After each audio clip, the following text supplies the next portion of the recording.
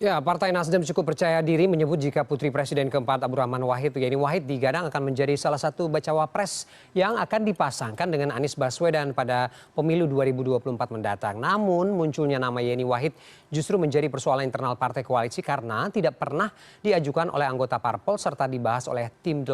Lalu bagaimana peluang Yeni Wahid untuk menjadi bacawa pres Anies Baswedan? Kita diskusikan topik ini bersama PLT Sekjen DPP Partai Nasdem, Hermawi Taslim. Selamat malam Bang Taslim, apa kabar?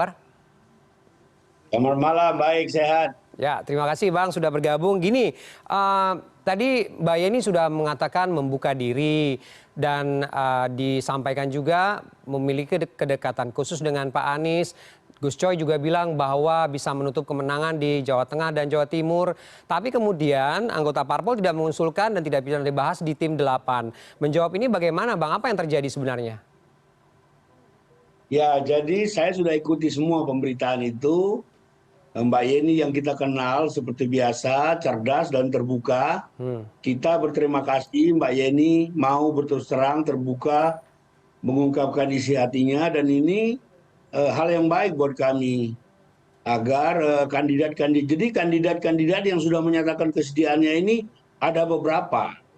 Tadi Pak Sarif Hasan mengatakan dari Demokrat itu ada AHY, Gus Coy mengatakan dari Nasdem ada Mbak Yeni dan segala macam. Ini semua masukan-masukan untuk kita untuk terus mencari yang terbaik. Jadi tidak ada yang perlu dipertentangkan, semua on proses, semua masih dalam penggodokan, dan insya Allah puji Tuhan pada saatnya nanti kami akan muncul dengan pasangan Anies Baswedan dan titik-titik yang terbaik.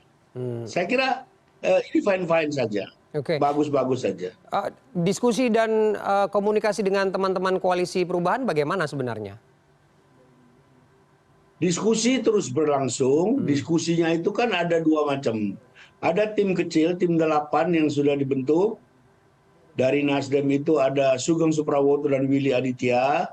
Tapi terkadang juga pimpinan-pimpinan partai bertemu, baik bersama-sama tim 8 maupun hanya pimpinan partai saja. Dan kita pribadi-pribadi terus melakukan pertemuan. Saya misalnya dengan Sekjen Partai Demokrat Rifki dan Sekjen PKS juga sering bertemu. Semua itu dalam rangka mencari titik temu, mencari kesepahaman yang terbaik untuk kita berangkat ke KPU melakukan pendaftaran. Oke, kenapa ini menjadi sorotan? Karena sinyalnya cukup kuat, Bang Taslim. Karena gini, pertama tidak pernah dibahas oleh tim 8, tidak pernah diusulkan oleh anggota koalisi partai. Lalu kemudian kita tahu bahwa Majelis Tinggi Demokrat tadi yang seperti Anda sampaikan sudah mengatakan bahwa yang paling pas untuk dipasangkan dengan Pak Anies ini cuma AHY. Nah, apa kemudian publik bisa menebak bahwa ada komunikasi yang tidak selaras begitu, tidak cukup kompromi begitu di dalam koalisi perubahan ini? Justru komunikasi-komunikasi itu untuk mencapai titik kompromi. Kalau Anda tanya Demokrat, tanya Pak Sarif Hasan, apalagi tanya teman-teman yang lain, pasti mereka mengatakan AHY yang terbaik. Jadi ini kita kan terus berargumentasi, terus menggali track record masing-masing, dan ini semua masih cair. Tidak ada yang perlu dipertentangkan karena ini belum final. Toh juga pendaftaran belum dibuka. Dan kami merasa tidak ada sesuatu yang mendesak.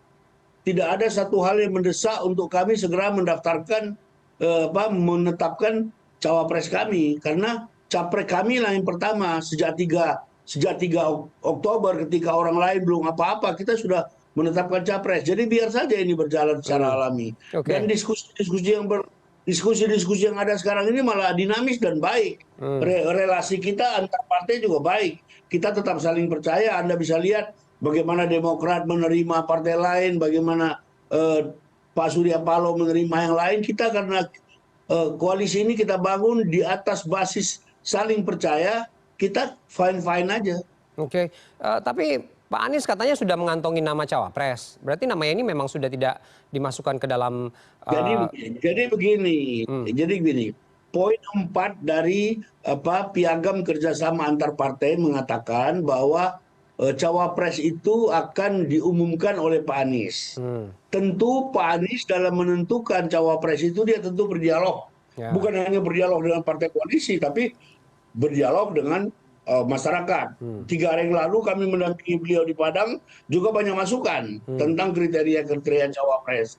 Jadi menurut saya ini tidak ada sesuatu yang perlu dipertentangkan. Kita tunggu saja pada saatnya. Kami pasti tidak terlambat Oke. mendaftarkan paslon kami yang akan dibawa ke KPU nanti. Oke, karena gini Bang Taslim, publik mengatakan ini seperti buying time oleh Pak Surya begitu untuk menolak secara halus kehadiran AHY sebagai pendamping Pak Anies, begitu? Jadi di dalam proses ini Pak Surya sebagai pimpinan Partai Nasdem tentu ikut, tapi bukan Pak Surya satu-satunya. Tidak ada pikiran juga untuk buying time dan hal-hal yang seperti itu. Kita on proses, kita memanfaatkan seluruh waktu yang ada untuk berdiskusi. Jadi tidak ada urusan buying time, dan kita ini bukan ego partai. Jadi saya membaca, saya juga diminta menanggapi beberapa pernyataan-pernyataan dari pimpinan partai koalisi. Saya tidak mau menanggapi kenapa suasana memang seperti itu kan. Ada yang euforia, ada yang sudah tidak sabar, ada yang lebih tenang.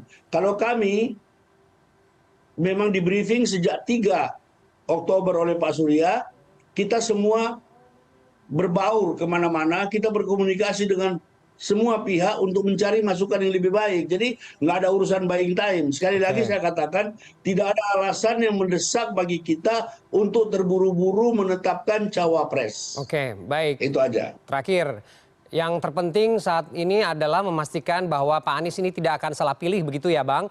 Jadi kapan sampai pada titik kolaborasi yang pas untuk Nasdem dan juga teman-teman di Koalisi Perubahan mengambil keputusan? Jadi pada saat yang tepat, kapan itu yang jelas pasti sebelum pendaftaran di KPU ditutup. Pak Anies juga pasti tidak sendiri, beliau kan mendengar dan mendengar. Kemarin di Padang, kemarin lagi di Bandung, sekarang ada di Situbondo, itu bagian dari Anies Baswedan mendengar rakyat untuk memilih yang terbaik. Saya kira begitu. Oke, baik. Kita tunggu bagaimana nanti apakah benar ini adalah keputusan dari koalisi partai dan juga tim 8 seperti yang Anda sampaikan tadi bahwa semua peluang masih terbuka dan situasinya juga masih cair. Kita tunggu seperti apa nanti sebelum ramai-ramai ke KPU ya, Bang Taslim ya.